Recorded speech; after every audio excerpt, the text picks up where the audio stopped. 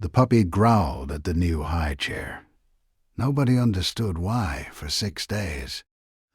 Sephora Balomi was a real estate agent who knew exactly what new furniture smelled like in a staged house. She could tell from a doorway whether a buyer was about to ask her if the carpet was new. She was good at her job. She trusted her nose. Her puppy was a 4-month-old red Shiba Inu named Ozu, 12 pounds, recently adopted, the kind of dog who had decided the 8-month-old baby of the house belonged to him from the first day. Sephora's son was named Nico. The Highchair was new. It had arrived in a box on a Tuesday morning. They had assembled it that afternoon. Nico had sat in it for the first time at dinner. He had eaten mashed sweet potato. He had been fine. Ozu growled at the Highchair on Tuesday night. It was a low growl, almost a hum. He was 3 feet away from it. His hackles were not raised. His tail was not down. He was looking at the chair the way you look at an open door you don't remember opening. Sephora laughed.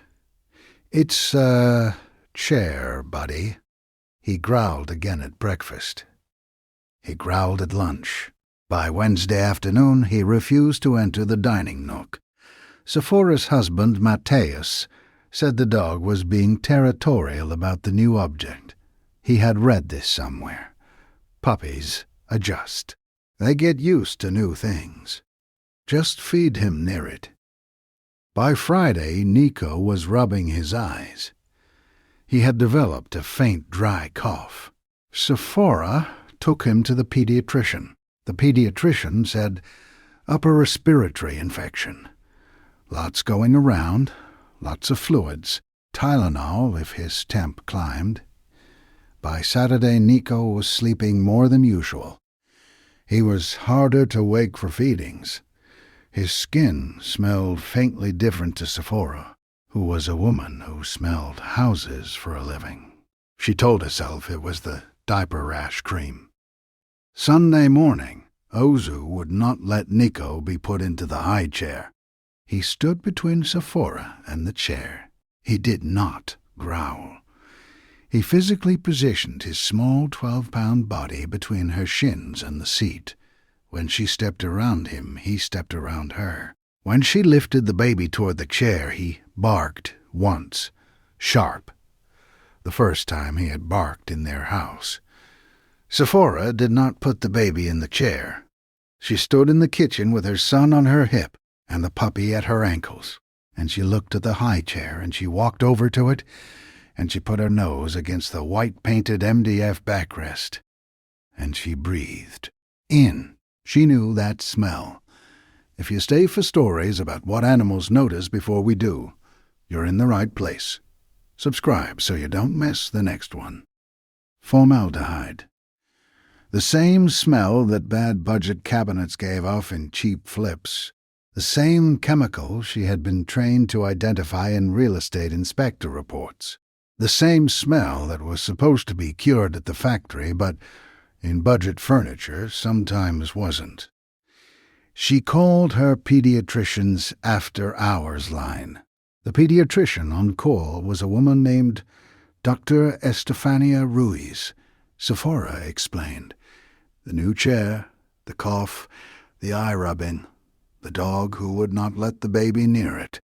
Dr. Ruiz said, "Please bring him in. The symptoms you're describing are consistent with formaldehyde exposure in a young infant. We'll check him tonight." Nico's eyes were inflamed. His airway was reactive. His symptoms were mild.